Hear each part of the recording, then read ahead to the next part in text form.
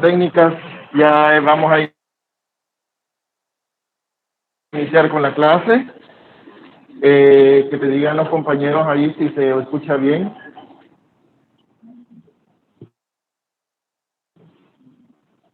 ¿Se escucha bien? Va.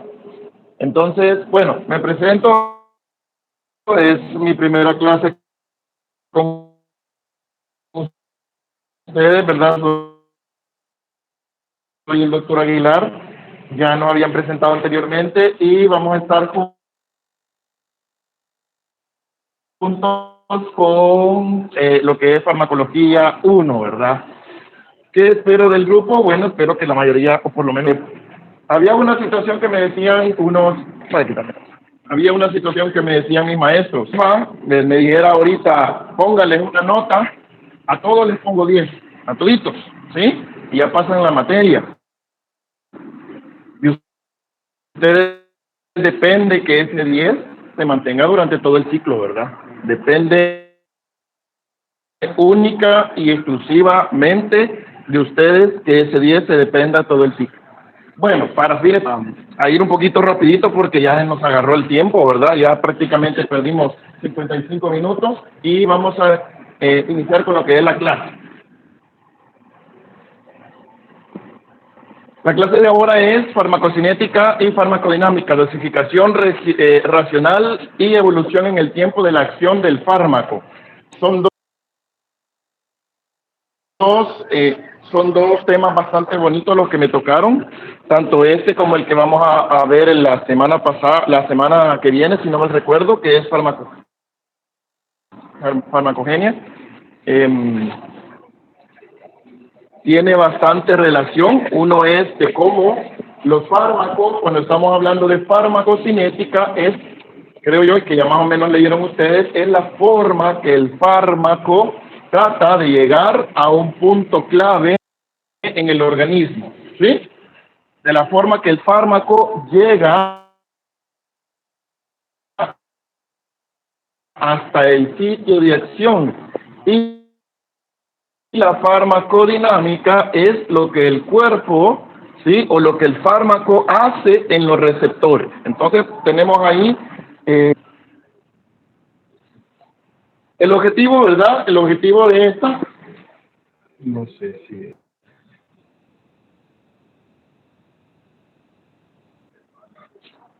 Entonces, el objetivo de la terapéutica, y me gusta bastante esto, el objetivo de la terapéutica es el efecto beneficioso. Por ahí vamos a conocer unas cuestiones que se llama la dosis óptima mínima y la dosis máxima, ¿verdad? Que nosotros somos las que nosotros vamos a tomar o vamos a emplear para cada paciente. Recuérdense que cada paciente es un mundo diferente y el mismo fármaco, que la misma dosificación que le vamos a dar a un paciente no va a ser, no significa que le vamos a dar a otro paciente y que le va a surgir el mismo efecto. Es más, el fármaco depende de cada caso exclusivo de cada paciente. Por eso ustedes ven el montón de fármacos. Por ejemplo, vamos a ver ahí unos fármacos que se van a llamar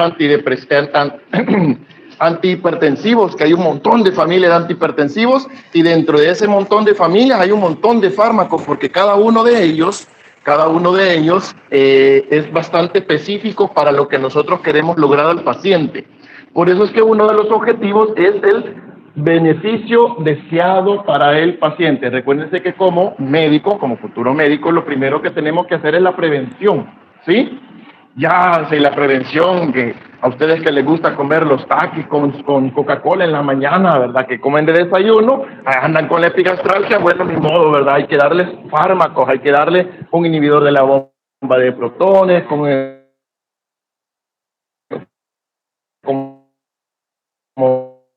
omeprazol y todo eso. Pero nosotros vamos a tratar de que los beneficios, ¿sí? O con efectos adversos mínimos. Muy planta, muy medicamento natural, ¿verdad? Puede ser, todos tienen efectos adversos y eso lo vamos a ver a lo largo de la farmacología, ya que vamos a ver que muchos de los fármacos también se derivan de plantas, ¿verdad? Vienen, se hace en la planta y se saca digamos, la concentración del fármaco para poder hacerlo. Entonces ahí tenemos que todos los fármacos, incluyendo los medicamentos naturales, también tienen efectos adversos. El enfoque racional para este objetivo combina los principios de la farmacocinética y la farmacodinámica. Dosis-efecto. ¿Cuánta dosis le vamos a administrar al paciente y cuál es el efecto esperado que nosotros vamos a tener para ese paciente? La farmacocinética aborda las partes dosis, concentración. ¿Qué concentración necesitamos en ese paciente? Nosotros vamos a ver muchas veces de que ciertos pacientes necesitan elevar las concentraciones de ese fármaco. Por ahí vamos a hablar de vidas medias, por ahí vamos a hablar de biodisponibilidades, de metabolismos, en el cual nosotros vamos a ver qué concentración necesitamos para el paciente de un fármaco determinado. Lo siguiente, que no la pueden ver.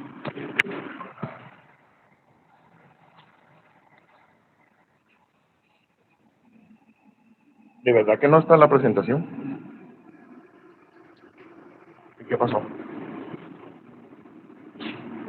Pero está...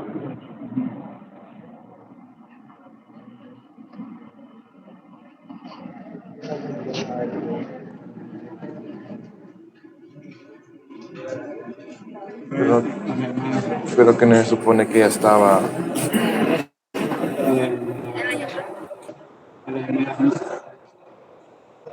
Ah, seguimos intentando. Es que yo creo que es problema de la red. Ujú.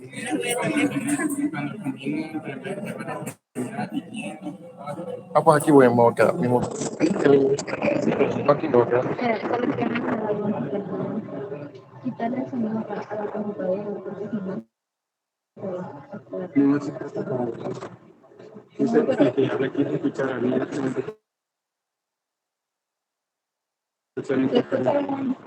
Sí, yo escucho, se escucha bien, pero cuando caminas de hoy allá, y se viene aquí.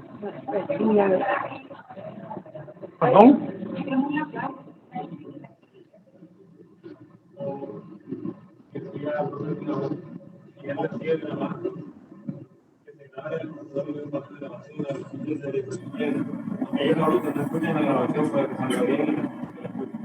El problema es que no ven la presentación ahorita, no están viendo la presentación.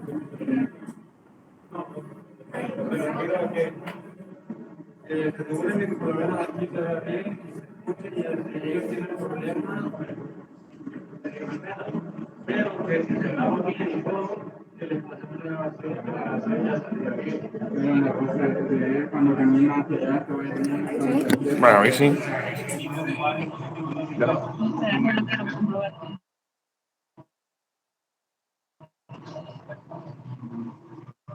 Se ve un poquito lento porque tú no has pasado todavía, pero... Que lo veo bien. Sí, pero cuando lo paso... Se tarda poquito. Se tarda un poco. Porque ahorita no ha pasado.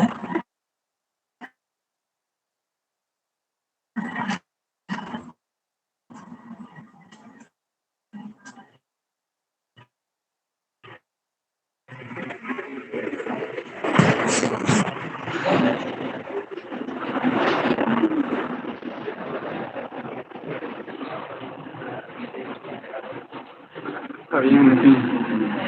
Que como que estuviéramos solos.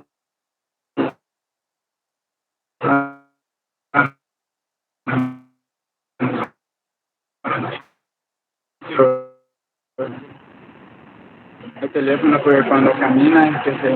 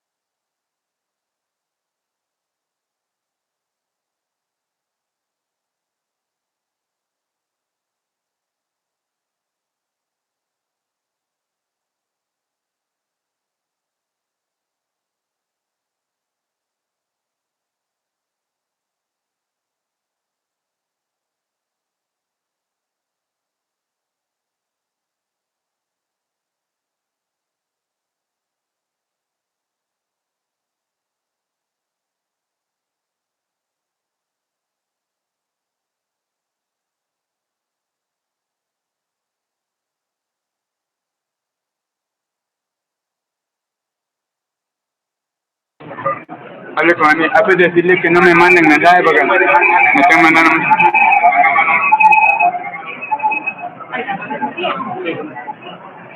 ¿Ya? Sí.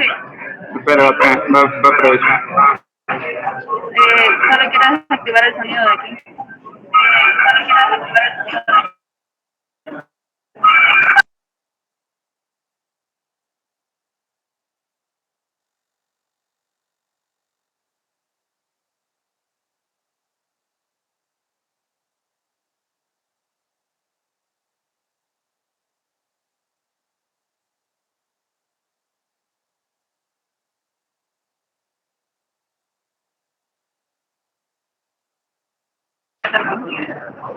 Mire, yo voy a escuchar. Hola, hola. Sí, va. Va. Bueno, la voy a cargar así mejor. Bueno, pasemos.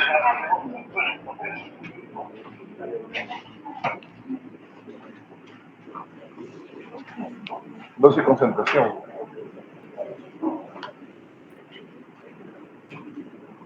Va. Bueno, seguimos teniendo problemas técnicos, ¿verdad?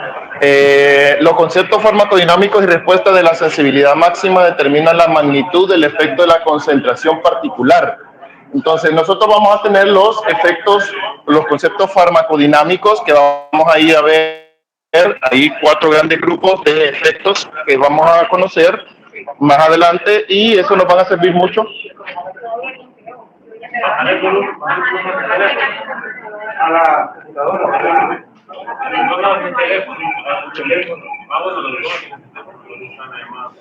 Aquí va, aquí ya tenés. Va. ¿Hoy sí? Sí, porque el que está sonando es este, creo. ¿Y apago el sonido?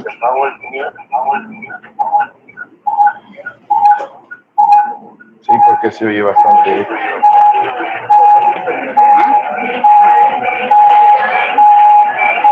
Sí, estamos parados.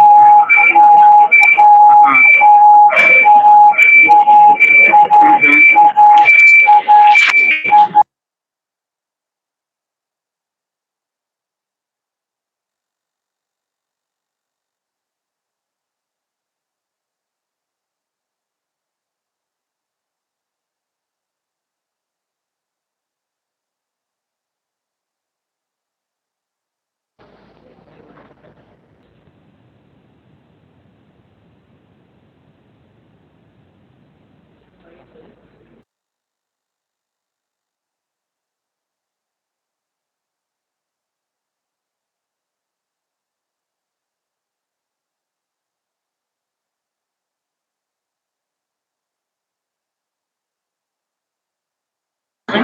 Habla.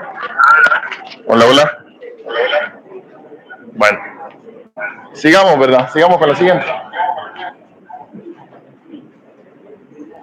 Bueno, y aquí tenemos algunos conceptos básicos, ¿verdad? La relación entre dosis y efecto se puede separar en componentes farmacodinámicos, farmacocinéticos, dosis y concentración. Aquí lo que nosotros vamos a tener, la parte de la farmacocinética y la farmacodinámica.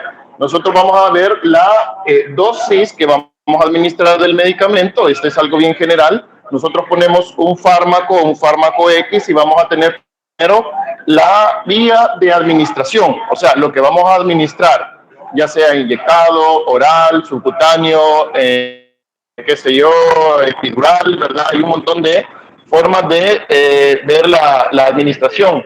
Aquí va a haber una absorción de todo el fármaco. El fármaco no se absorbe el 100%, el fármaco se absorbe solamente en una parte de él. De todo absorbido, vamos a ver la circulación sistémica, que es lo que vamos a tener la concentración sanguínea, cuánto fármaco de él llega a la circulación. Aquí va a haber una distribución en los tejidos y la concentración del fármaco que sigue en la circulación. Al final vamos a tener el fármaco que es metabolizado. Vamos a ver que el gran metabolizador de los fármacos es el hígado. ¿Cuál es el que está hoy? Este es. Creo que tiene bajado el volumen. Chico. ¿Y ahora? Siempre se oye. Bueno, entonces, vamos a tener la concentración, la eliminación del fármaco por el metabolismo o la excreción del fármaco, que lo vamos a ver principalmente. Tenemos dos grandes excretores de fármacos, que son el hígado y los riñones, principalmente los riñones. Todo esto vamos a llamar como farmacocinética. La farmacodinámica la vamos a tener la concentración del fármaco en el sitio de acción.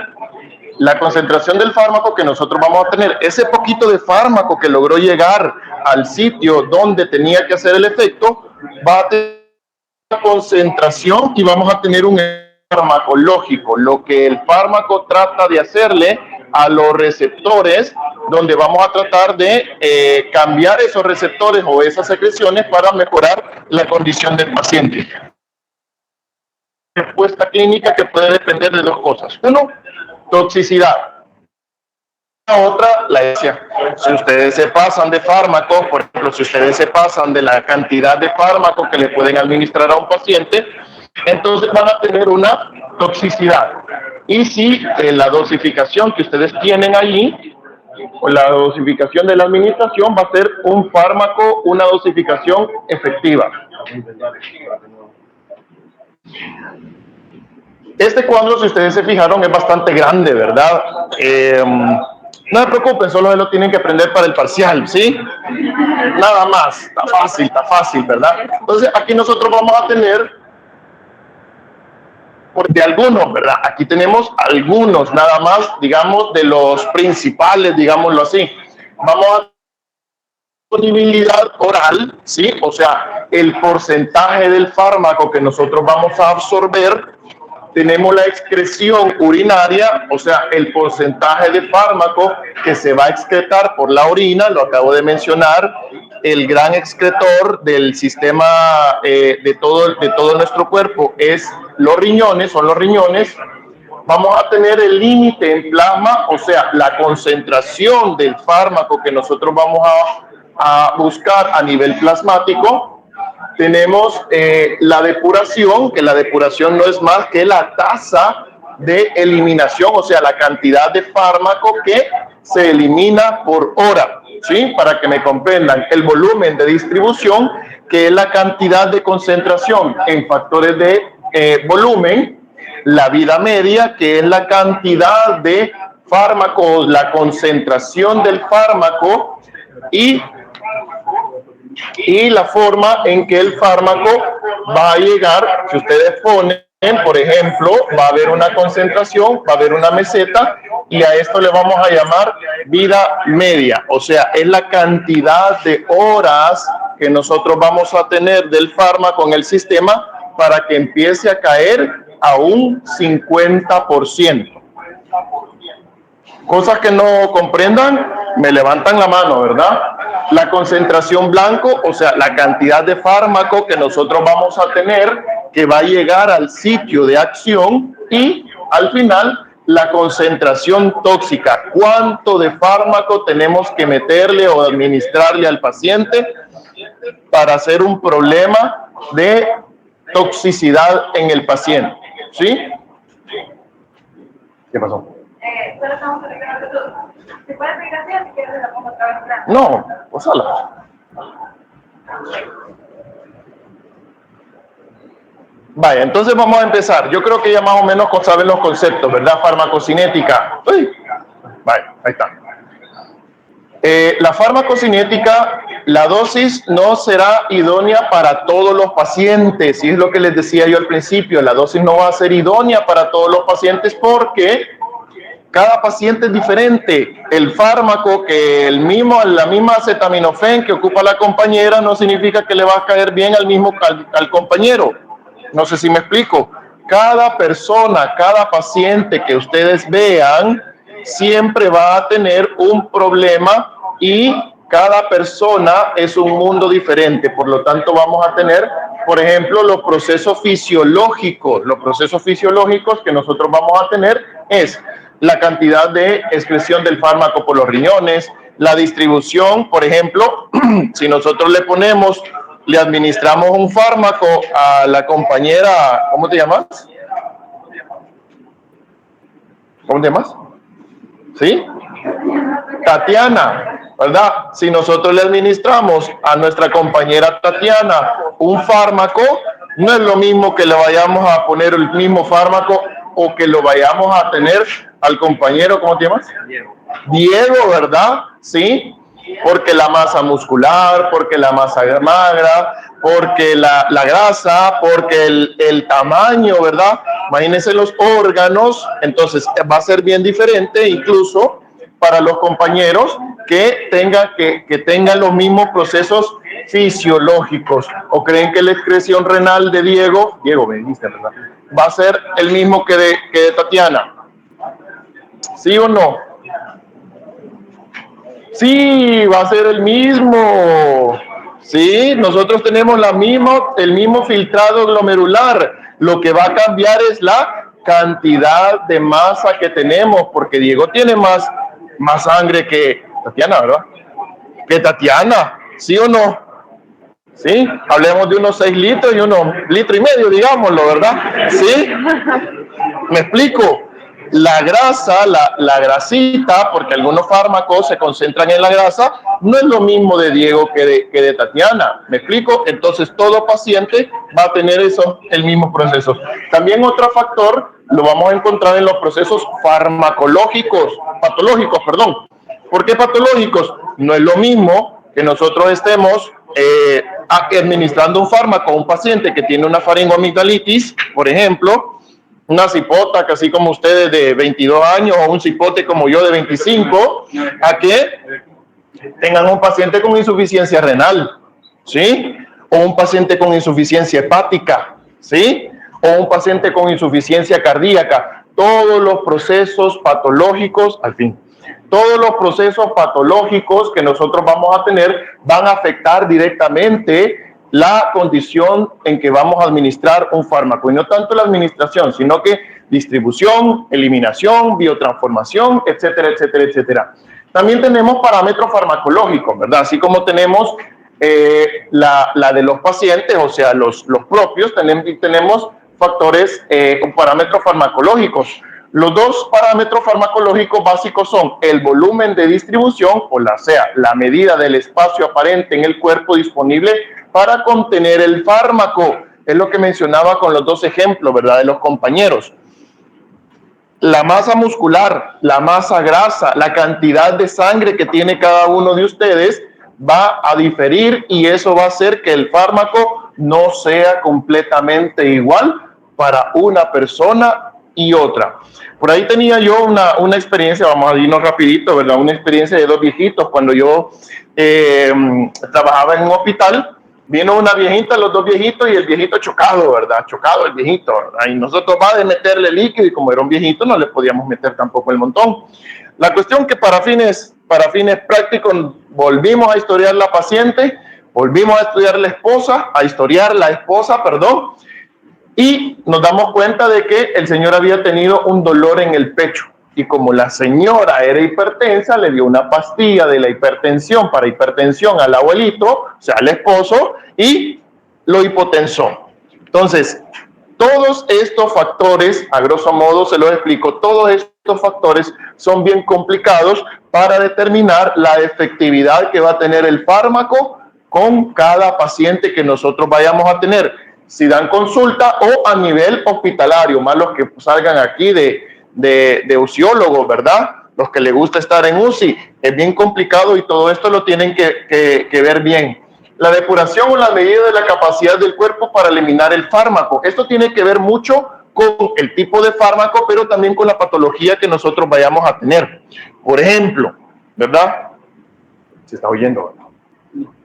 Por ejemplo, si nosotros tenemos, como les repito, no es lo mismo cuando ustedes vean a los pacientes con insuficiencia renal, van a ver que cuando tienen un filtrado glomerular abajo de 60 o 50, van a tener que hacerles cambios en los fármacos. ¿Por qué? Porque si no, la vida media se eleva, y la misma cantidad que yo te puedo dar de fármaco a ti, al paciente lo puedo matar por un efecto tóxico. ¿Me explico? Entonces, vuelvo a repetir, cada paciente es un mundo diferente, y cada paciente hay que tratarlo de forma diferente. Volumen de distribución.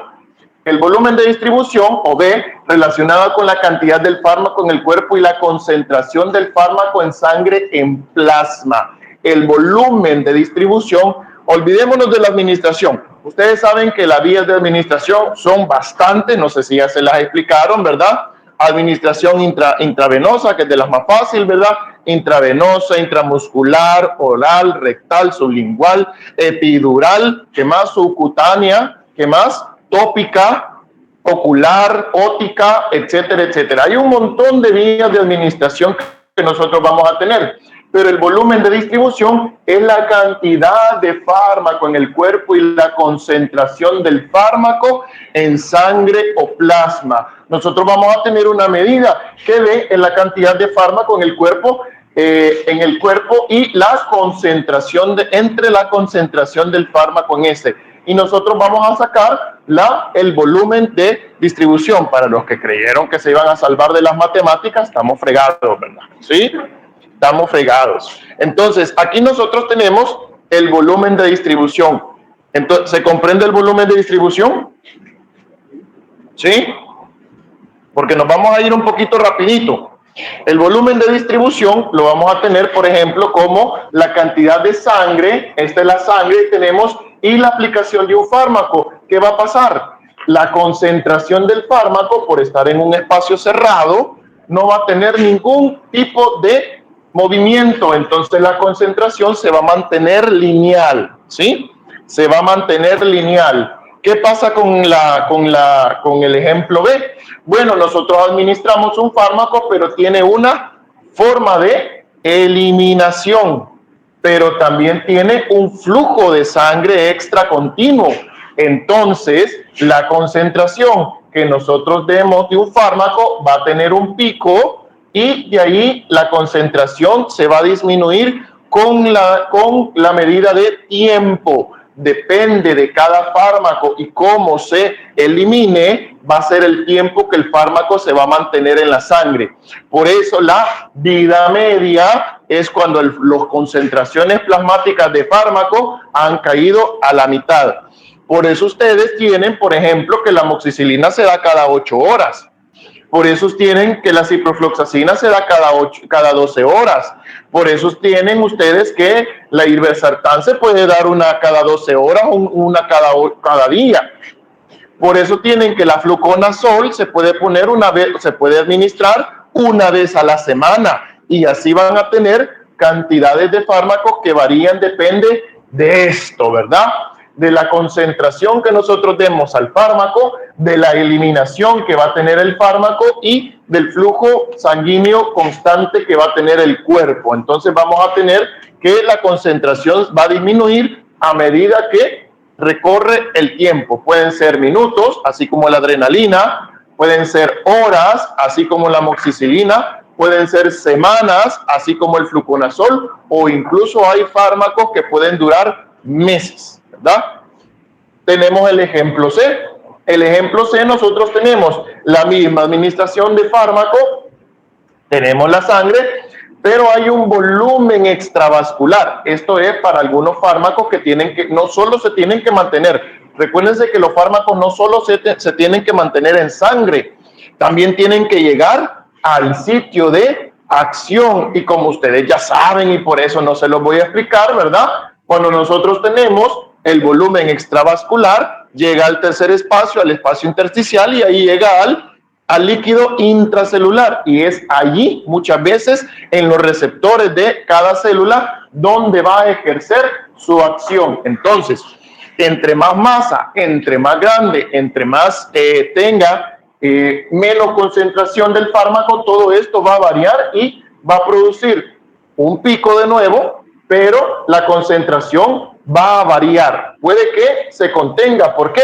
Porque no hay eliminación, ¿sí? No hay una eliminación, está cerrada. En el ejemplo C está cerrado la eliminación.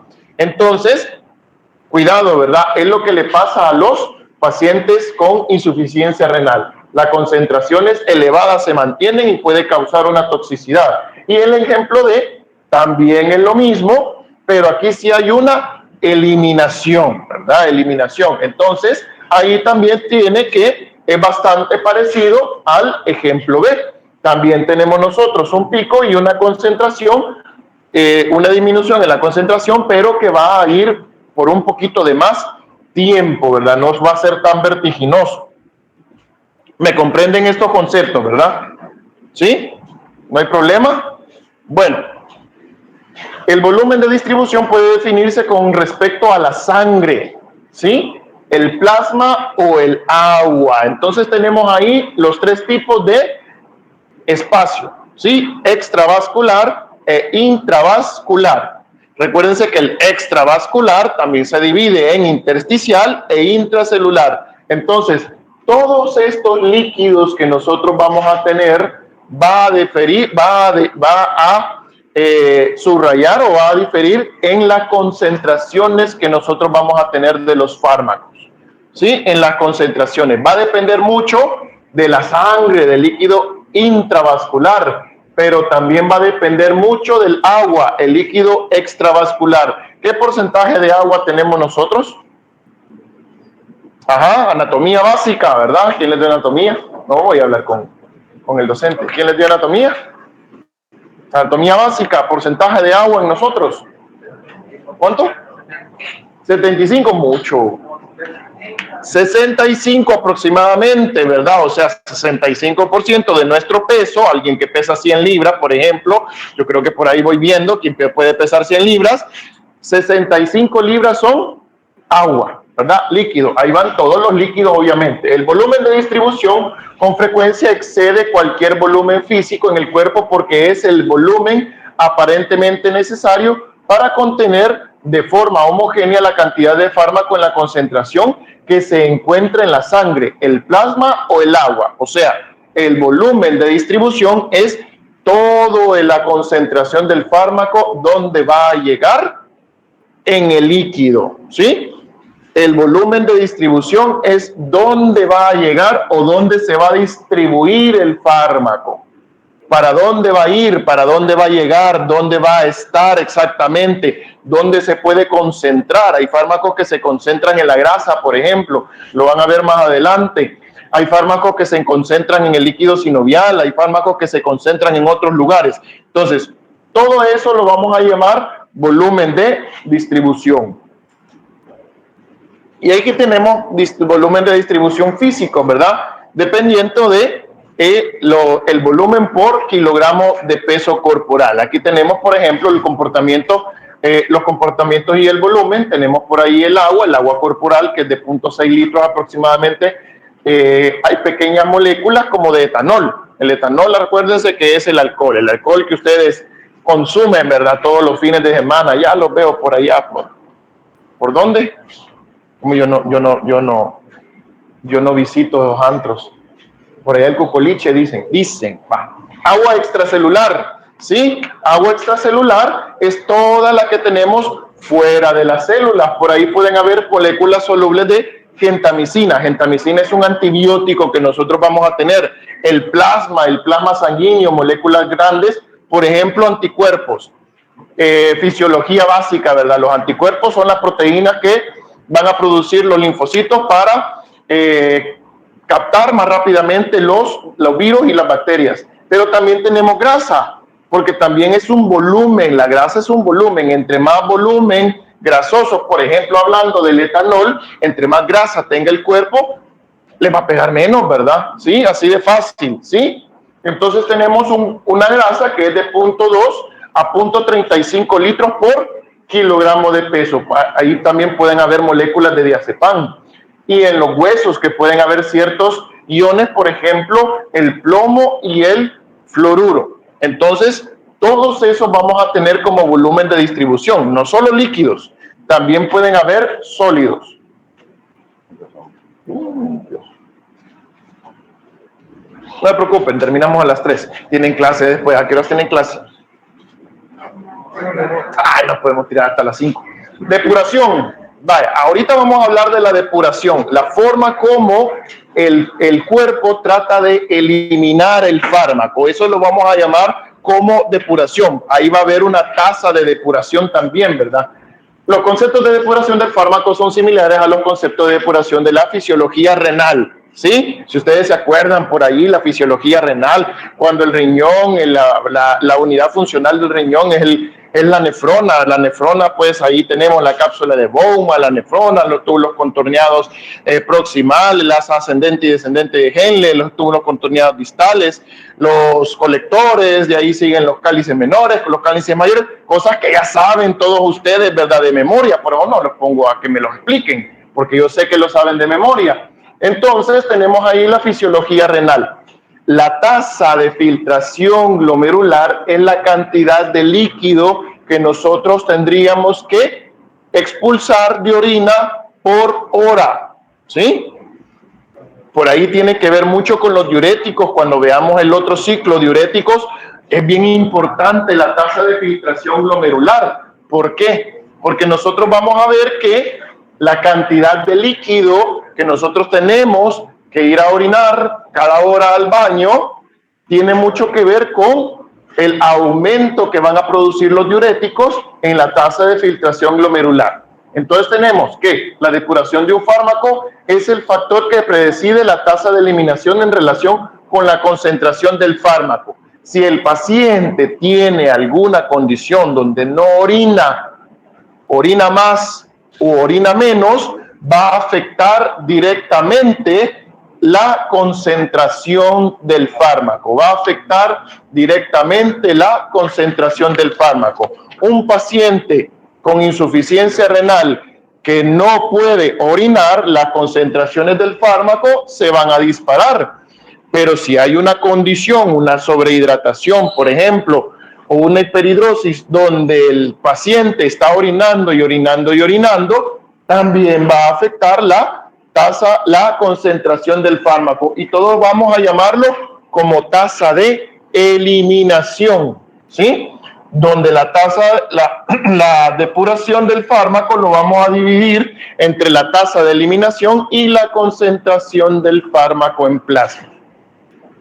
A mayor tasa de eliminación o a mayor filtrado glomerular, menor concentración del fármaco y por lo tanto va a tener menos efecto.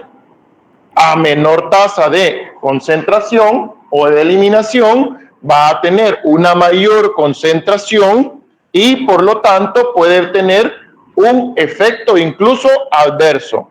¿Me comprenden? ¿Vamos bien? ¿Sí? Vamos a ver en el parcial. Vale. La depuración como el volumen de distribución puede definirse con respecto a la sangre, ¿verdad? Obviamente la depuración es sanguínea. El riñón, obviamente, mediante el glomérulo, pues ahí pasan las arterias, las arteriolas aferentes y eferentes que ustedes ya conocen, y por lo tanto hay una depuración por parte del glomérulo. ¿Dónde más vamos a encontrar depuración? Bueno, podemos encontrar depuración también en el hígado, ¿sí? En el hígado hay ciertos fármacos que se excretan por el hígado, pero también podemos encontrar en otros lugares, por ejemplo, la piel. ¿O no han sentido los pacientes que fuman un montón, que lleven un poquito de nicotina, ¿sí? O por lo menos el alcohol, ¿sí? ¿Por qué creen que el alcohol se les hace el antidoping soplando una maquinita? Porque también se elimina por el aliento, ¿verdad? ¿Sí? Entonces, también tenemos no solamente riñón e hígado, también tenemos otras vías de eliminación. Entonces, con respecto a la sangre y el plasma, sin unirse al agua, lo cual depende de dónde y cómo se mide la concentración, es importante tener en cuenta que el carácter aditivo de la depuración, la eliminación del fármaco, puede implicar procesos que ocurren en el riñón, el pulmón, el hígado y otros órganos, lo acabo de mencionar, ¿verdad? No solo el riñón y el hígado son los órganos principales de eliminación, pero no son los únicos ni exclusivos. Y ahí tenemos la división de la tasa de eliminación en cada órgano por la concentración del fármaco, proporciona la depuración respectiva de cada órgano, eso ya lo había explicado. En conjunto, estas depuraciones separadas igualan la depuración del sistema total, donde tenemos nosotros que la depuración renal, vamos a tener la tasa de eliminación renal, si nosotros quisiéramos hallar nada más exclusivamente la tasa de eliminación por el riñón, vamos a tener la tasa de eliminación por el riñón más entre la o sobre la concentración de la concentración del fármaco en plasma o en sangre. Y aquí tenemos la misma, ¿verdad? Tenemos la del hígado, si nosotros quisiéramos sacarle del hígado, tenemos la de otros órganos, si quisiéramos sacarle otros órganos, y la sistémica tenemos que sumar prácticamente todas las tasas de eliminación, ¿sí? No se preocupen que van a ser problemas en los exámenes, ¿verdad? Eso es fácil, ¿verdad? Vale, sigamos. Los otros tejidos de eliminación podrían incluir los pulmones, sitios adicionales del metabolismo, por ejemplo, sangre, músculos, ya lo había hablado. Los dos sitios principales de eliminación, ya lo vengo diciendo, riñones e hígado. La medición del fármaco sin cambio en la orina puede usarse para determinar la depuración renal. Dentro del hígado, los fármacos se eliminan por medio de biotransformación del fármaco original a uno más metabolito o excreción del fármaco sin cambios hacia la bilis. Esto es bien importante, biotransformación. El hígado, y solo el hígado, a través de una enzima llamada citocromo P450, es el encargado de metabolizar todos los fármacos y los puede metabolizar a varias cosas. Uno, fármaco original, que el fármaco no lo toque y lo excrete de forma normal, ¿verdad? Así como se lo tomaron, así como lo administraron, así se excrete. O si no, en otros tipos de metabolitos. O sea, por ejemplo, alguien que toma acetaminofén, ¿sí? Transforma en el hígado el acetaminofén en paracetamol, por ejemplo, ¿verdad?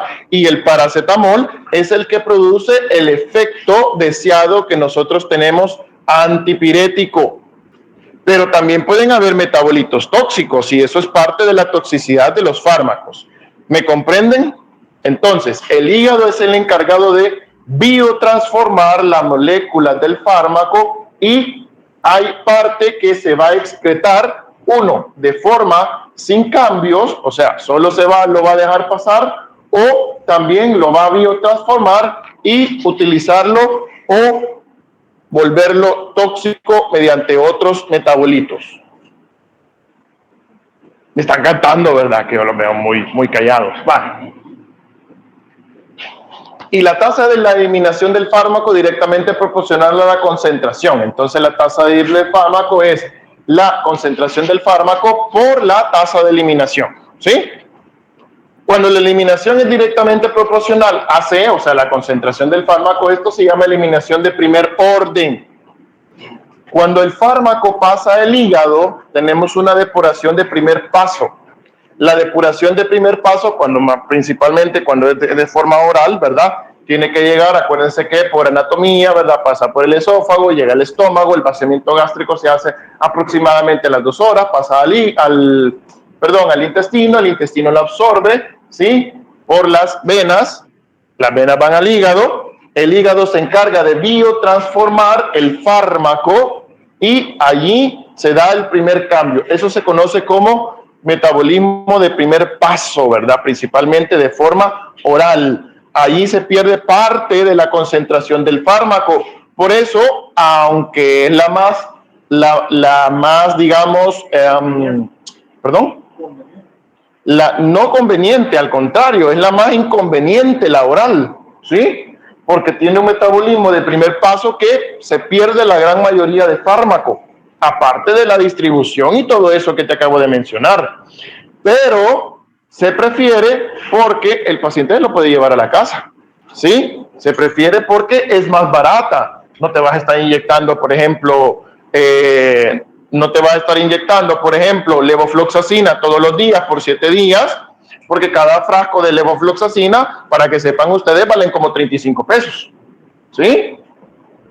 Por 7, hagan la cuenta. Y aparte de los demás fármacos, es más fácil darle unas pastillas. El tratamiento completo de 7 pastillas vale como $25. ¿Ven la diferencia? Entonces, por eso es bien preferible el antibiótico o los medicamentos orales, aunque no sean lo mejor, ¿sí? Aunque no sea lo mejor. Hay un montón de factores porque el paciente pues no se apega al tratamiento, los viejitos se les olvidan, se toman hasta 3 pastillas del mismo, se pasa, ¿verdad? Ahí llegan los viejitos, es que me olvidó y me tomé 2 de la misma, ¿sí? Ahí les van a llegar a la consulta, no se preocupen.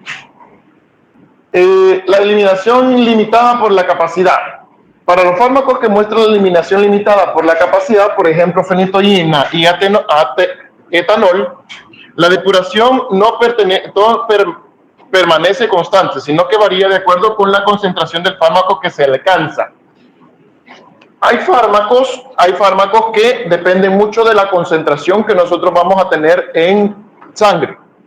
Fenitoína y etanol. Cuando ustedes cuando veamos por ahí por los anticonvulsivantes, van a ver que la fenitoína hay una dosis de impregnación, se le llama, ¿sí? Dosis de impregnación, o sea que nosotros vamos a tener una cantidad elevada, vamos a administrar una cantidad elevada de fenitoína para que haya una concentración adecuada en sangre y de ahí vamos a dar dosis de mantenimiento.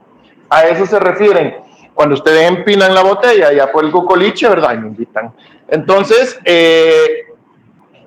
por lo regular meten grandes dosis de etanol, ¿sí? Y depende mucho de varios factores, por ejemplo, grasa corporal, estimulación del citocromo, porque es otro que ayuda también a metabolizar el alcohol en el hígado. Depende mucho de esos.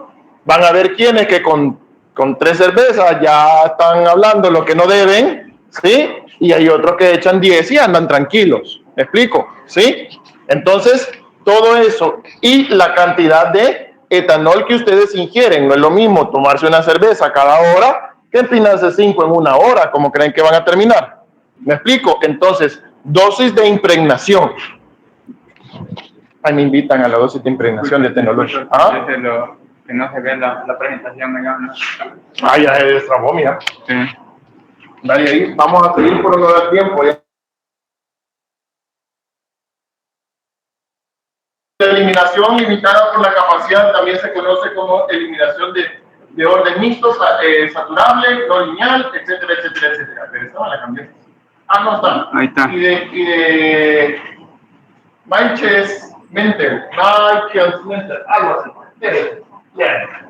Se asocia con la depuración dependiente de la dosis, dependiente de la concentración, la eliminación dependiente. Esto es lo que acabo de mencionar, la dosis de concentración.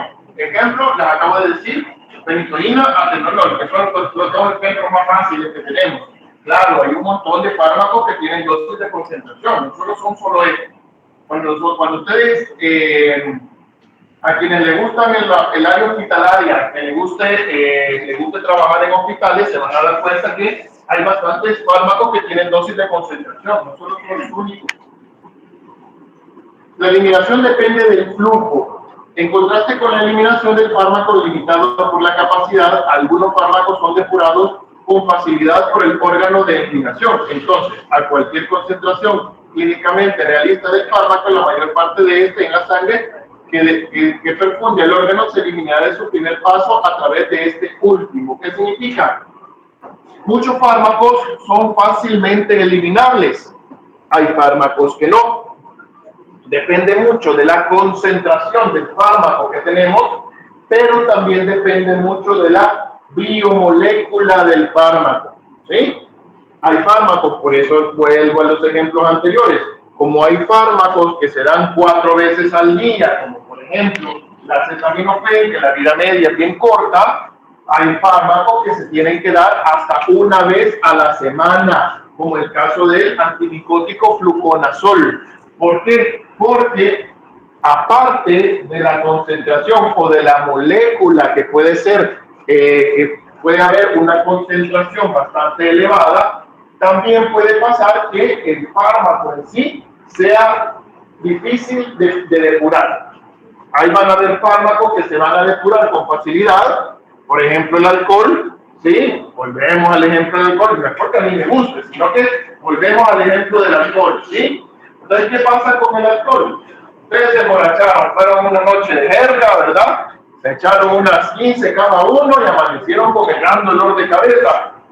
Pero a las 24, 48 horas ya andan como si nada, ¿sí? Como si nada.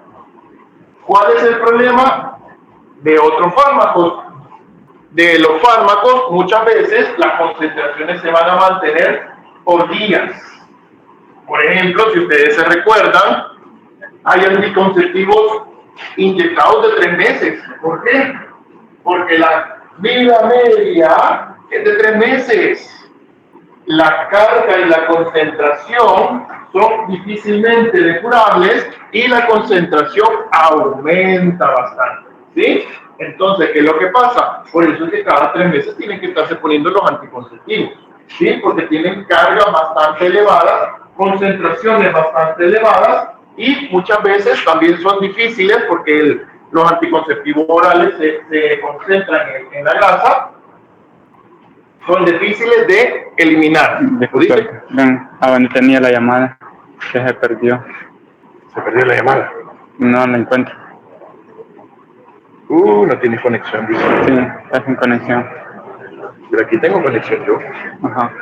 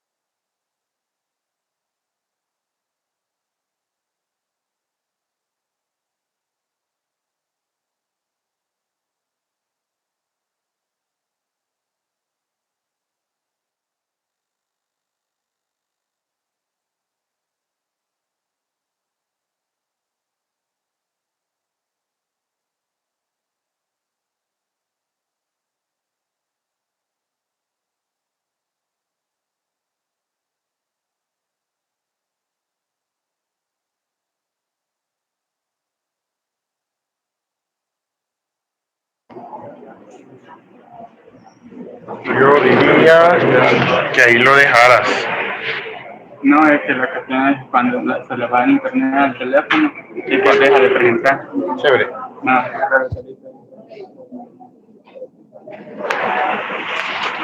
Vale, entonces sigamos, ¿verdad? Aquí vamos. Para ello, la eliminación de estos medicamentos dependerá en principio de la tasa de administración. Grabarla. ¿Ya la está grabando? Dependerá del principio de la tasa de administración al órgano de eliminación. Tales fármacos pueden ser llamados de alta excreción, ¿sí? Ya que el órgano extrae casi por completo de la sangre. Como repito, hay fármacos que se eliminan con rapidez y depende mucho eso de la vida media. El flujo sanguíneo hacia el órgano es el determinante principal en la entrega de los fármacos, de la entrega de los fármacos, pero la unión a proteínas plasmáticas y la participación de células sanguíneas también puede ser importante para los fármacos que se extraen de manera intensa. ¿Qué significa? Que, por ejemplo, entre más flujo sanguíneo tenga el órgano, más fácil la eliminación. Por ejemplo, ¿qué tiene mayor flujo sanguíneo? ¿Cuáles son los 2 órganos que tienen una buena cantidad de flujo sanguíneo? Hígado y riñones, y por los riñones pasa prácticamente toda la sangre, y el hígado, ¿verdad? Porque tiene doble circulación, entonces por eso mismo son los principales órganos de eliminación de fármacos. Bueno, y también ahí va otra, ¿verdad? Las unidas a proteínas plasmáticas, las fármacos que se unen a proteínas plasmáticas son un poquito más difíciles de eliminar, porque ya saben que las proteínas no se filtran por el riñón, ¿sí? Se recuerdan, anatomía básica, ¿verdad? Fisiología, más bien dicho. Las proteínas no tienen por qué estar filtradas por el riñón. Si nosotros encontramos en un examen de orina proteínas, una cruz, 2 cruces o 3 cruces, puede haber un problema ya renal de base, ¿sí? Entonces, por eso los fármacos que se unen a proteínas plasmáticas no son fáciles de eliminar. Moléculas grandes. Hay dos aspectos de la farmacocinética de proteínas, a menudo denominadas moléculas grandes, cuando se usan como agentes terapéuticos. El primero es que todas tienen gran parte de la misma farmacocinética y una vida media de 1 o 2 semanas. El segundo es que para algunos, aunque no para todos, el efecto de la molécula se produce por unión al sitio blanco. Hay fármacos que se van a unir al sitio donde van a hacer el mecanismo de acción, pero esto ahí prácticamente se va a concentrar y va a seguir haciendo el efecto beneficioso que nosotros queremos darle al paciente. Como por ejemplo va a ser las fármacos que se unen a diferentes tipos de tejidos. Por ejemplo, estamos hablando de los anticonceptivos, ¿sí? Se unen a la grasa y ahí van a seguir haciendo su efecto durante 3 meses, los anticonceptivos de 3 meses. Vamos a irnos un poco rápido porque si no de verdad salimos tipo 5 de la tarde. Va. La eliminación de la molécula está determinada hasta cierto grado por la eliminación del blanco, ¿sí? Si entre más fármaco se administre, entre más fármaco llegue al sitio donde nosotros lo necesitamos y entre más fármaco pase al hígado o al riñón, más fácil la tasa de eliminación. A eso se le denomina disposición del fármaco mediada por blanco. Cuando ocurre esta disposición, la depuración de la molécula está aumentada y la vida media se acorta. La evolución temporal del efecto de la molécula a menudo sigue estos cambios. Vida media, otra cosa bien importante, ¿verdad? La vida media, como ya más o menos había mencionado, es el tiempo requerido para llevar la cantidad de fármaco del cuerpo a la mitad durante la eliminación, ¿sí? Durante la eliminación, por ejemplo, ¿qué es lo que pasa vamos con la amoxicilina? Uno bien fácil, ¿verdad? ¿Qué es lo que pasa con la amoxicilina? Nosotros tenemos la hora cero en que tomamos la primera dosis de amoxicilina, tenemos un pico que va a partir de las 4 horas y de ahí va a empezar a disminuir. Cuando el fármaco llega al 50%, que vamos a tener a las 8 horas exactas, entonces vamos a tomar de nuevo otra dosis de amoxicilina y esto va a volver a mantenerse. Y así es que nosotros tratamos de mantener la concentración del fármaco no abajo del 50%.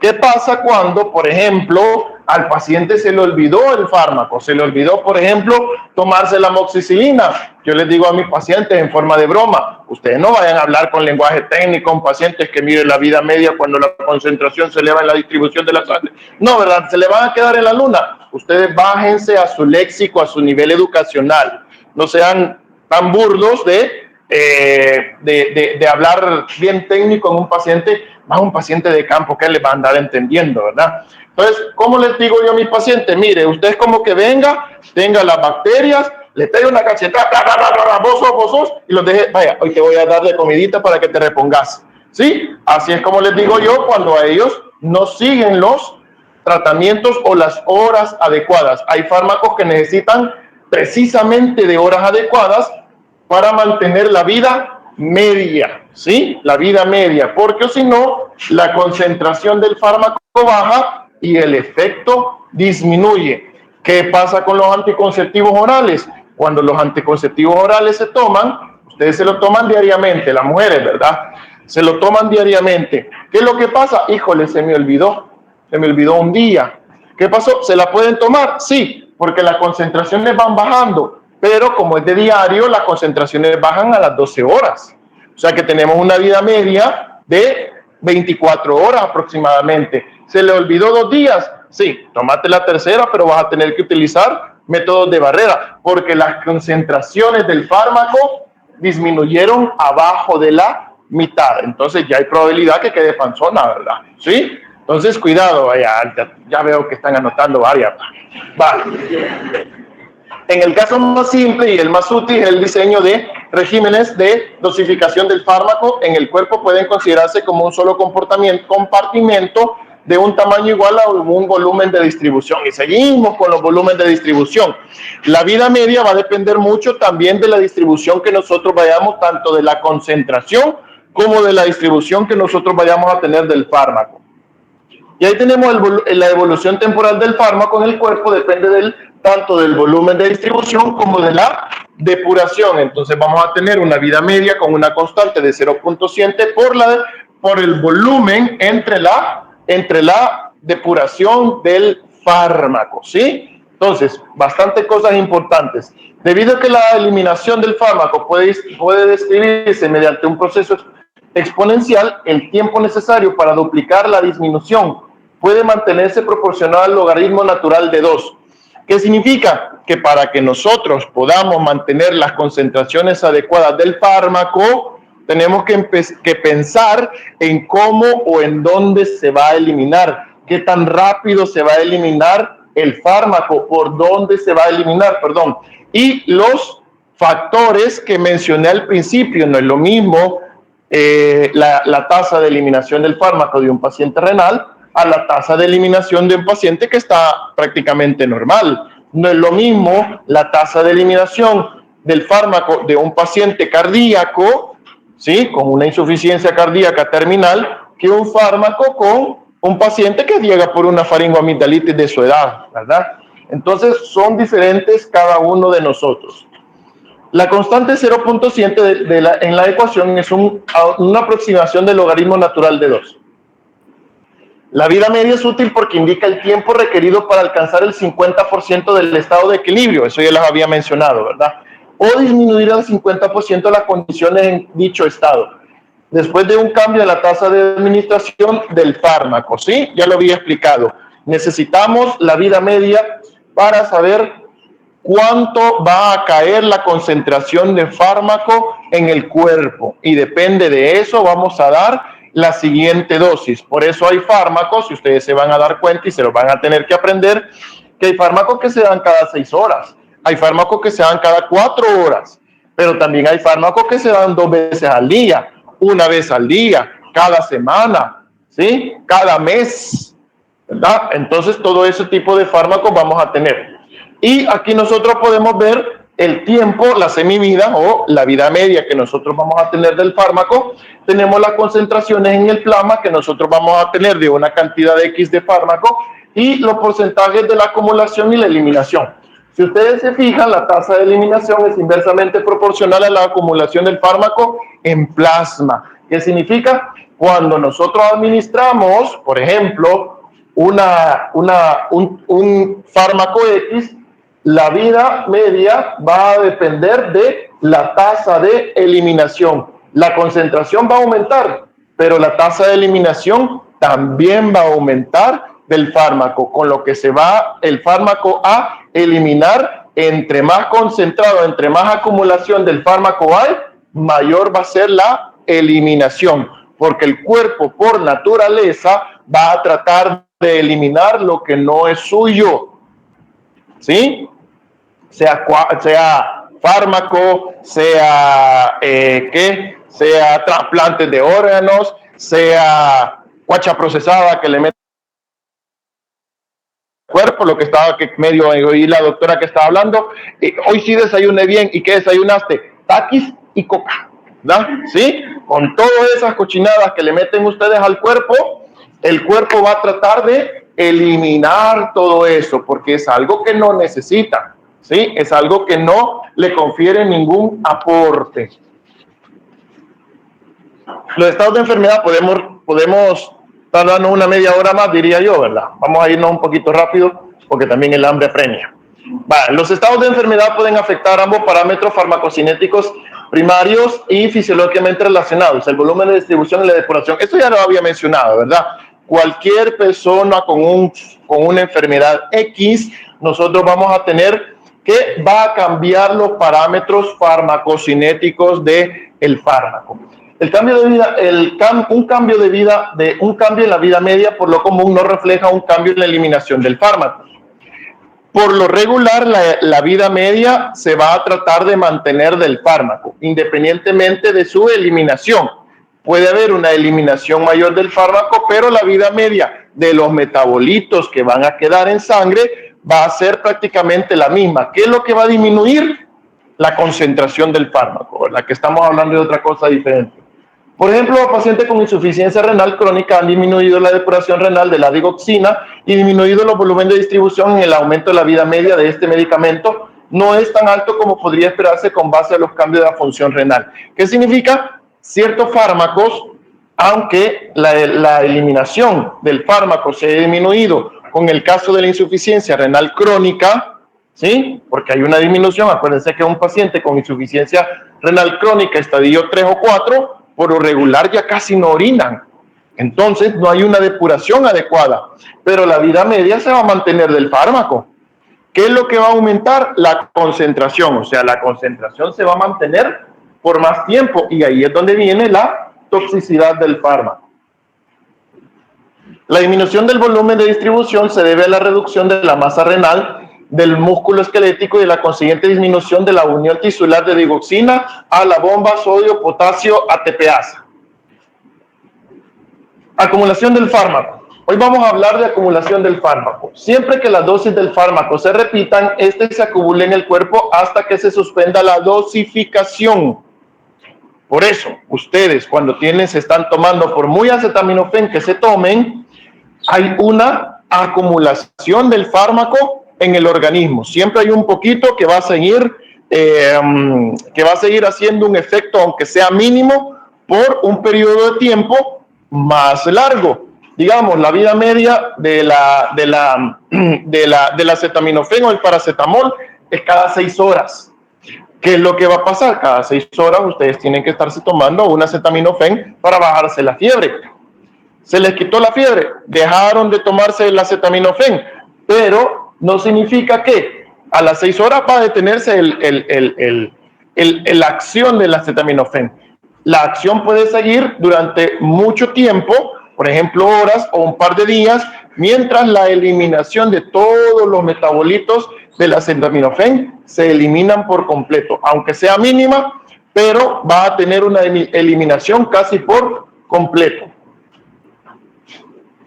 Así como la acumulación que persiste en los pacientes con, por ejemplo, con la que pusimos de las pacientes que toman, que se inyectan anticonceptivos orales, anticonceptivos de 3 meses, perdón. Esto se debe a la necesidad de un tiempo infinito, en teoría, para eliminar la dosis dada. En términos prácticos, esto significa que si el intervalo de dosificación es menor que 4 vidas medias, la acumulación será detectable. La acumulación es inversamente proporcional a la fracción de dosis perdida en cada intervalo de dosificación. La fracción perdida es 1 menos la fracción restante justo antes de la siguiente dosis. Por eso, cuando nosotros tenemos un fármaco que se tiene que administrar cada tantas horas, la concentración del fármaco que disminuye al 50%, va a tener que administrarse el siguiente fármaco para aumentar de nuevo la concentración. Biodisponibilidad, otro término importante. La biodisponibilidad se define como la fracción inalterada del fármaco que alcanza la circulación sistémica después de la administración por cualquier vía, intramuscular, endovenosa, oral, etcétera. Entonces, la biodisponibilidad es la cantidad de fármaco que nosotros vamos a tener en el cuerpo que va a llegar a hacer su efecto principalmente en el sitio de acción donde vayamos nosotros a dirigir ese fármaco. Antihipertensivos, por ejemplo, inhibidores de la enzima convertidora de angiotensina, va a ir dirigida a la enzima convertidora de angiotensina, a inhibirla. Por ahí vamos a hablar de antagonistas y agonistas. Ahorita quédense en algo general. Por ejemplo, diclofenac, ¿verdad? La diclofenac va a ir dirigida a disminuir la cascada de ácido araquidónico que produce dos productos que se llaman tromboxano A2 y prostaciclinas, que son los que producen la inflamación y el dolor. ¿Qué es lo que va a pasar? Entonces, el fármaco, el diclofenac, que llega inalterado a ese sitio de acción e inhibe las ciclooxigenasas para impedir la producción de tromboxanos y prostaglandinas, dolor e inflamación, se va a llamar biodisponibilidad. ¿Me comprenden? Los que están hasta allá al fondo. ¿Ah? ¿Sí? Estos términos son bien importantes, ¿verdad? Que comprendan bien. Entonces, la biodisponibilidad, después de la administración, después de lo que se distribuyó, después de lo que el riñón trató de eliminar, la biodisponibilidad es la cantidad de fármaco que va a llegar a la célula, al receptor de la célula, para hacer un efecto farmacodinámico. ¿Sí? Farmacodinámico. Entonces, el área bajo la curva, tiempo de concentración en la sangre, es proporcional a la dosis. Eso ya más o menos lo sabíamos. Y el grado de biodisponibilidad de un fármaco si tiene eliminación de primer orden. En una dosis intravenosa se asume que la biodisponibilidad es igual a la unidad. ¿Por qué?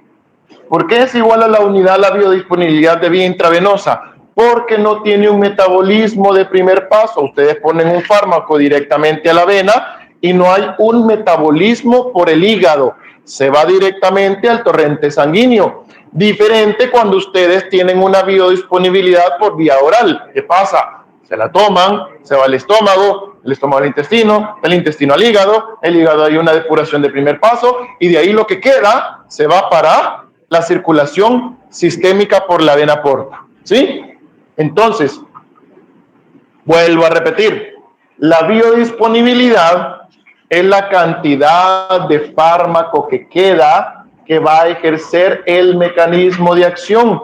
Y esto va a depender mucho de la concentración y la vía de administración que ustedes van a utilizar.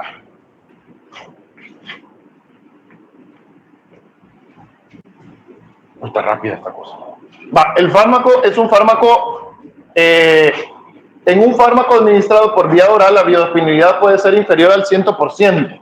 Ya más o menos lo había explicado, por dos motivos principales: un grado incompleto de la absorción a través de la pared intestinal y la eliminación de primer paso por el hígado, ¿verdad? Entonces eso ya lo había dicho, se los había adelantado, ni me acordaba. Y aquí vamos a tener la vía de administración, disponibilidad y características generales. La vía intravenosa tiene una biodisponibilidad del 100%. Esto no siempre es real, ¿verdad? Por eso dicen por definición. No siempre es real porque siempre hay una pérdida, aunque sea mínima, pero siempre hay una pérdida de la biodisponibilidad. Pero por eso es la mejor vía de administración, porque casi todo, digamos el 99.9% del fármaco que se administra, todo es biodisponible. O sea, todo lo va a ocupar el organismo para ejercer un mecanismo de acción. Inicio más rápido, ¿verdad? Tienen un inicio de acción prácticamente de minutos, ¿sí? De minutos. Intravenosa, intramuscular, la biodisponibilidad del 75 al 100%, ahí ya varía un poquito, ¿verdad? ¿Por qué? Porque acuérdense que tiene que pasar sobre el músculo, tiene que romper fibras nerviosas, tiene que acumularse en el músculo y de ahí empezar a absorberse, pero hay una pérdida a nivel muscular. No se pueden meter volúmenes grandes, algunas veces se tienen que poner diluciones. Por ejemplo, ustedes tienen que diluir el cloruro de sodio para los pacientes que han tenido una hiponatremia severa moderada y no le van a poner 1 litro en la nalga, ¿verdad? ¿Sí? Ya imagino así. Bueno, ya a las mujeres les puede gustar, ¿verdad? Van a haber más nalgonas. Pero no se pueden poner volúmenes grandes. Es imposible poner intramuscular volúmenes grandes. Para eso tenemos la vía intravenosa, por ejemplo, por infusión subcutánea. También tiene una pérdida del 75 al 100% y tiene prácticamente los mismos problemas que la intramuscular, dolorosa, no se puede meter volúmenes grandes, etc. Vía oral, biodisponibilidad del 5 al 100%, ¿verdad? O sea que la biodisponibilidad es de las más bajas de todas, ¿sí? Si ustedes se fijan, es de las más bajas de todas. El inconveniente es el metabolismo de primer paso por el hígado.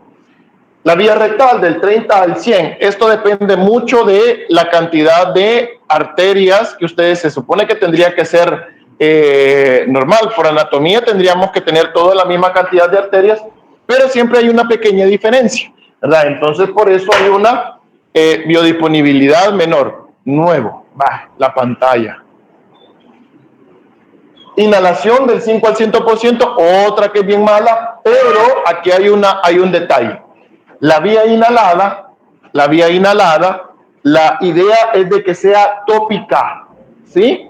Cuando ustedes van a poner una nebulización, que ahora prácticamente ya están en desuso, cuando ustedes van a poner un salbutamol inhalado, para los que son asmáticos ya saben de qué estoy hablando, para los que van a poner un esteroide inhalado, ¿sí? Para que vayan a poner cualquier cosa de inhalación, la vía es tópica, entonces nosotros no necesitamos que el medicamento se vaya a la circulación sistémica. De hecho, estamos evitando que se vaya a la circulación sistémica.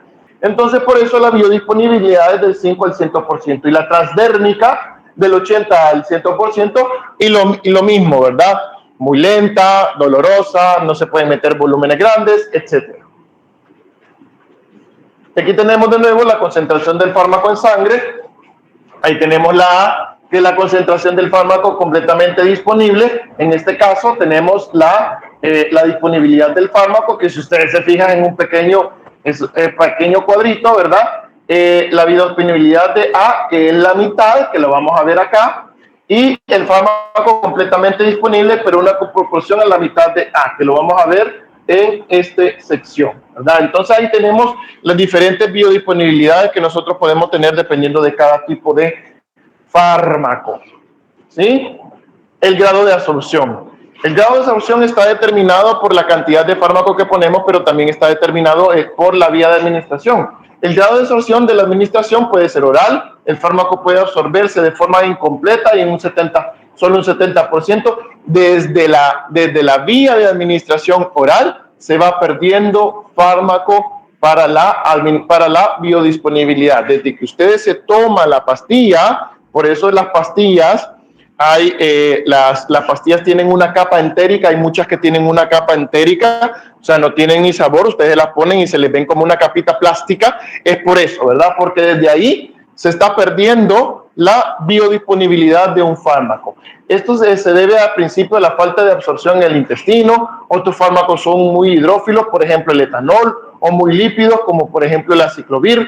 Todo eso va a depender mucho de la absorción del fármaco en el organismo. Que sean muy hidrófilos, como el atenolol, o sean muy lipófilos, como el aciclovir. Los medicamentos pudieran no ser absorbidos debido a un transporte inverso asociado a la glucoproteína P. Esto es una condición que tiene cada paciente, ¿verdad?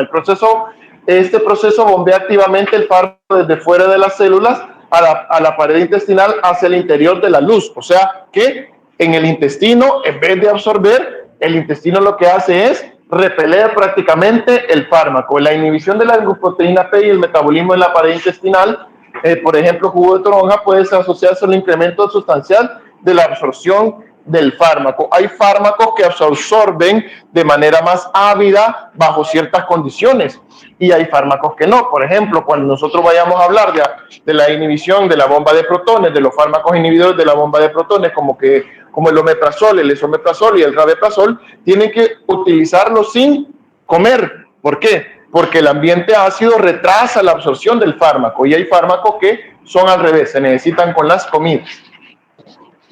Eliminación de primer paso, ya hablamos un poquito de ello, ¿verdad? La eliminación del primer paso es cuando prácticamente el fármaco es absorbido de vía oral. Algunas veces, como siempre les digo, no es 100% la vía intravenosa, ¿verdad? Siempre hay un pequeño, aunque sea mínimo, siempre hay un metabolismo de primer paso. Pero digamos, hablando del oral, es cuando se toma uno la pastilla, pasa al intestino al hígado y se encarga de metabolizar a través del enzima citocromo P, aquí es más específico, ¿verdad?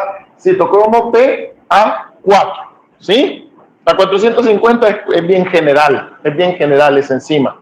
Entonces, ahí se pierde parte de la biodisponibilidad del fármaco. Esto ya más o menos se los había mencionado. Cualquiera de estos sitios puede cambiar a cualquier reducción de la biodisponibilidad de los procesos complementos, se conoce como eliminación de primer paso, ya los había explicado anteriormente. Tasa de absorción. En la tasa de absorción determina el sitio de administración y la formulación del fármaco. ¿Por qué la formulación? Es muy diferente que ustedes pongan un fármaco endovenoso que se va a absorber. Prácticamente la tasa de absorción es el 100% que la vayan a poner, por ejemplo, de vía oral. La absorción va a ser menor. Rectal va a ser menor, ¿sí? Que la intravenosa. Pero también tiene que ver por el tipo de sitio donde vayan a colocar ustedes el fármaco y el tipo de fármaco, el vehículo que van a utilizar. Por ejemplo, si van a utilizar la piel, la mayoría de mujeres no me van a dejar mentir, las cremas que utilizan son un poquito oleosas, ¿verdad? Son un poquito aceitosas. ¿Por qué? Porque la piel es grasosa, entonces le ponemos algo enteramente líquido, no lo va a absorber con facilidad. Por eso las pomadas son un poco oleosas para que penetren más la piel. Entonces, eso es la absorción. ¿Me comprenden la absorción, verdad? ¿Sí? Tipo de vehículo del fármaco y lugar donde se va a colocar el fármaco. A diferencia de la tasa de absorción, puede volverse relevante los fármacos administrados en dosis únicas. Ojo con esto, ¿verdad? Por ejemplo, cuando tengan fármacos de dosis únicas, tienen que procurar que la absorción sea lo más cercano posible al 100%. Tasa de eliminación y efecto de primer paso, prácticamente lo mismo, ¿verdad? La depuración sistémica que pasa al hígado y lo trata de eliminar disminuyendo la biodisponibilidad, pero aumentando la tasa de eliminación. Las concentraciones sanguíneas terapéuticas todavía pueden causarse por medio de la administración de la vía oral. Se administran dosis suficientemente grandes. Esto se puede compensar, ¿verdad? Se puede compensar al aumentar la dosificación del fármaco. Van a tener complicaciones ustedes, en quien le guste el área hospitalaria, van a tener complicaciones ustedes, por ejemplo, los pacientes diabéticos con pie diabético grado 3, ¿verdad? En adelante, que son difíciles, van a tener que aumentar las concentraciones del fármaco porque muchas veces en esos pacientes también la depuración está aumentada. Los fármacos de altas tasas de eliminación, los que mencionábamos anteriormente, varían la marcada biodisponibilidad entre sujetos debido a diferencias de la función hepática y flujo sanguíneo, esto ya lo habíamos mencionado. Vías alternativas de administración y efectos de primer paso. Existen razones para utilizar diferentes vías de administración en medicina clínica por conveniencia. Por ejemplo, aparte de la oral, hay tópica, hay transdérmica, sublingual, rectal, etcétera, ¿verdad? Ya habíamos hablado un poquito de las vías de administración. El primer paso hepático se administra en la gran vía de administración, el uso de tabletas sublinguales. ¿Por qué? Porque al poner tabletas sublinguales, aquí hay un bastante flujo sanguíneo que va a arrastrar prácticamente todo el fármaco a la circulación sistémica directamente. Por eso la biodisponibilidad oscila entre el 70 y el 100%. Recuérdense que el cuadro que vimos anteriormente. Obviamente, cuando nosotros administramos algo por vía endovenosa es casi del 100%. Bueno, y esto seguimos ejemplos, ¿verdad? Los fármacos como supositorios, prácticamente es lo sublingual, ¿verdad? Tiene bastante irrigación, por lo tanto se va directamente a la circulación sistémica, etcétera. Ahí lo volví a poner. Esto ya lo apliqué. Evolución temporal del efecto del fármaco. No se preocupen, solo faltan 200 diapositivas. Vaya, cuando nosotros tenemos la evolución del fármaco, tenemos efectos inmediatos, ¿sí? Tenemos inmediatos. Tenemos los fármacos, en el caso simple, los fármacos están en relación continua con las concentraciones plasmáticas, pero no significa que precisamente los efectos simples sean paralelos a la evolución temporal de las concentraciones. Pueden haber efectos primarios que pueden ser efectos que nosotros necesitamos o efectos que no necesitamos. Esos pueden ser los efectos iniciales o inmediatos. Por ejemplo, una reacción alérgica puede ser un efecto inmediato que es no deseado, ¿sí? Reacciones alérgicas a la penicilina, algunos AINES, etcétera, etcétera, etcétera, nosotros podemos tener un efecto inmediato, como tenemos un efecto inmediato de una reacción primaria que nosotros deseamos. Y ahí tenemos la evolución de la concentración en horas. Nosotros tenemos las horas y la evolución del efecto que nosotros podemos tener, un efecto, el efecto continuo que nosotros podemos tener, que siempre va a disminuir. Hay efectos que pueden tardar mucho más, ¿verdad? De hecho, hay una reacción alérgica de la penicilina que puede ser tardía. Ojo con eso. ¿Sí? Ojo con eso. Hay reacciones alérgicas, por ejemplo, de la penicilina, que pueden tener un efecto tardío. Efectos retardados. Los cambios en el efecto de los fármacos a menudo retrasan en relación a los cambios de las concentraciones plasmáticas. Estas cantidades no dependen de la concentración del fármaco. Estos efectos dependen principalmente del tipo de fármaco que vayamos a utilizar. Y como repito, pueden ser fármacos efectos tanto beneficiosos para el paciente como efectos adversos. Este efecto de distribución puede explicar el breve retraso de los efectos después de la inyección intravenosa rápida de agentes activos del sistema nervioso central. Muchas veces estos fármacos que se retrasan también nosotros tenemos, acuérdense que cuando nosotros, por ejemplo, queremos poner un fármaco que deprima el sistema nervioso central, tiene mucho que ver el tejido donde lo vamos a colocar. Acuérdense que la barrera hematoencefálica, ¿sí? La barrera hematoencefálica, por las células, ¿cuáles? Recuérdenme más ustedes que acaban de pasar anatomía. Las células de la microglia, no. ¿Sí? Cabal, esos. No se acuerdan, yo me acuerdo. ¿Sí? Entonces, ellas hacen una capa prácticamente en las arterias y producen lo que es la barrera hematoencefálica. Impiden el paso inmediato del fármaco al sistema circulatorio cerebral. Por eso muchas veces el cerebrito no hay un efecto de ciertos fármacos, y hay ciertos fármacos que producen efectos en el sistema nervioso central. Efectos acumulativos, son 3 tipos de efectos. Creo que había internet aquí, ¿cierto? Algunos efectos del fármaco están más dificilmente relacionados con la acción acumulativa. Por ejemplo, volvemos al ejemplo de los anticonceptivos trimestrales, ¿verdad? Se acumulan y hay un mayor efecto, y un efecto a largo plazo por la concentración de esteroides que lleva el fármaco.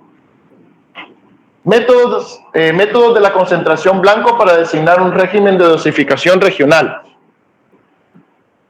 Bueno, aquí vamos a tener dosis de mantenimiento. ¿Cuáles van a ser las dosis de mantenimiento? Las dosis de mantenimiento son las que ustedes van a dar a manera diaria. Por ejemplo, el hipertenso, 1 o 2 tabletas de irbesartán al día. Por ejemplo, las dosis que ustedes van a poner acá para los pacientes diabéticos, 1 tableta de glibenclamida, 2 tabletas de metformina. Esas van a ser las dosis de mantenimiento, más que todo con los pacientes crónicos. También van a haber pacientes con problemas agudos, como ejemplo una infección de vías urinarias, más ustedes, que yo creo que todas ustedes de mujeres han tenido infección. No hablo de los varones porque por anatomía, ¿verdad? Ya saben ustedes de que es más difícil que tengamos infecciones de vías urinarias. Recuérdense la medición de la uretra, ¿verdad? Entre las mujeres y los hombres. Acaban de pasar anatomía, ya saben, y no les voy a decir la medida de la uretra, ¿verdad? Es diferente una uretrita bien pequeñita a una uretra más grande, ¿verdad? ¿Sí? Entonces, por eso las mujeres tienen más infección de vías urinarias. Entonces, levofloxacina, 1 vez al día. Ciprofloxacina, 2 veces al día. ¿Sí? Trimethoprim sulfa, 2 veces al día. Entonces tenemos las dosis de mantenimiento.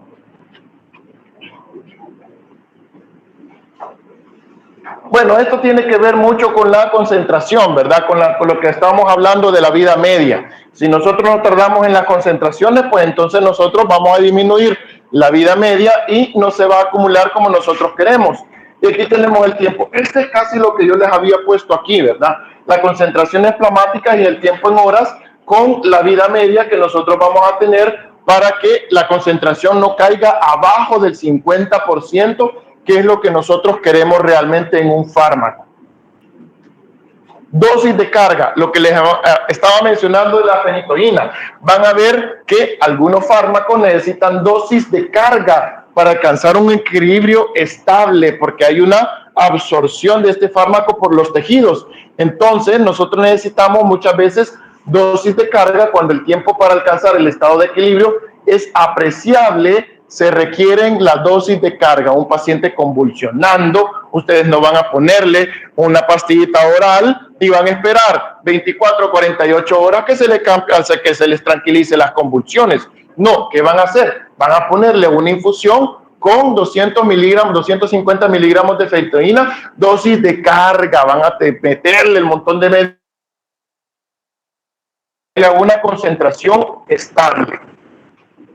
Intervención de las concentraciones blancas. Aquí vamos a tener los principios de las dosificaciones que los vamos a contener en la interpretación de medidas de las concentraciones de un fármaco en clínica con base a 3 variables farmacocinéticas importantes: tasa, magnitud de entrada, depuración y el volumen de distribución. Recuérdense que son de las principales, ¿verdad? Primero vamos a tener la tasa de administración, la magnitud de la entrada. Por eso les digo, la vía de administración, oral, endovenosa, sublingual, va a diferir de cada uno de lo que queremos nosotros buscar en ese paciente, ¿sí? La depuración, cuánto va a eliminar el cuerpo el fármaco y qué tan rápido, el volumen de distribución, hacia dónde se va a ir todo ese fármaco, hacia dónde se va a distribuir. Lo necesitamos en la sangre, lo necesitamos en un músculo, lo necesitamos a nivel cerebral, todo eso. Las enfermedades suelen modificar todos estos parámetros y la capacidad de predecir los efectos en estados morbosos. Casi de los principios, ¿verdad? La condición del paciente va a determinar cómo va a reaccionar el paciente durante el fármaco. Puede ser que los pacientes que estén en estado crítico, como en UCI, no les hagan nada una dosis usual que le hacen la mayoría de gente. Como puede ser que tengamos dosis tóxicas de esos pacientes y esos pacientes nos vayan a morir por una sobredosificación, más los pacientes de UCI. En eso tenemos un gran problema. Variables farmacocinéticas, entrada, ¿verdad? La cantidad de fármaco que ingresa en el organismo. Lo mismo. No es lo mismo que ustedes ocupen un tipo de vía de administración que otro tipo de vía de administración.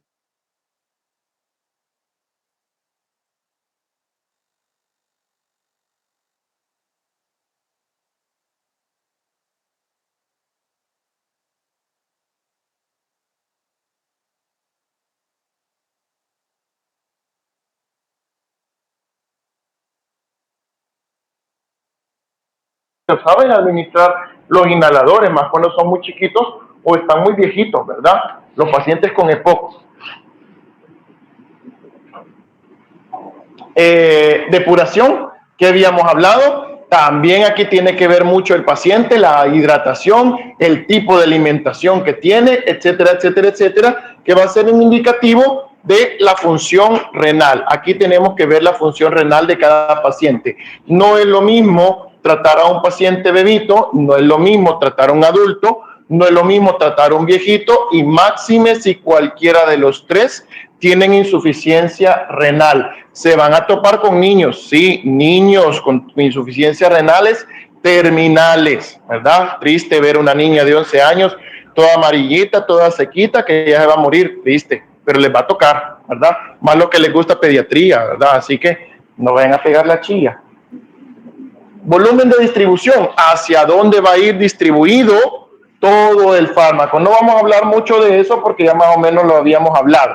Pero aquí tenemos un montón de cosas, ¿verdad? El volumen de distribución va a estar determinada va a estar modificada en pacientes ancianos, lo que les mencionaba. No es lo mismo un viejito, no es lo mismo a cualquiera de nosotros de 25 años para abajo. Pacientes obesos, no es lo mismo ponerle a un paciente delgadito un fármaco que ponerle a un paciente que pesa 350 libras, ¿verdad? No es lo mismo. Acumulación anormal de fluido, por ejemplo, aquellos que tienen edemas, insuficiencia renal, insuficiencia cardíaca, insuficiencia hepática, etcétera. Vida media, lo mismo prácticamente la tasa, ¿verdad? No es lo mismo la vida media que vamos a tener un viejito, aunque algunos viejitos que tienen la creatinina mejor que nosotros. Pero bueno, es otro pisto. Viejitos que tienen ya toda persona de tercera edad, ya ancianitos, 80, 90 años, por ley va a tener algún cambio en la tasa de filtración glomerular, aunque no tengan insuficiencia renal. Son más de 90 años estar trabajando los riñones. ¿Creen que van a estar en buen estado? No, ¿verdad? Entonces todo eso nosotros tenemos que valorar en la farmacología. Variables farmacodinámicas, el efecto máximo, y vamos a tener una dosis máxima para cada paciente. Si nosotros nos sobrepasamos de esa dosis, vamos a tener un problema de toxicidad. Así cuando vamos a tener dosis mínimas también, ¿verdad? Las dosis mínimas es lo contrario. Nosotros tenemos que empezar con dosis mínimas. No le vamos a meter a un paciente que empieza con hipertensión de 160/90, le vamos a meter una irbesartán de 300. Lo que vamos a hacer es bajarle la presión y lo vamos a chocar. Entonces, nosotros como médicos vamos a empezar con las dosis mínimas efectivas.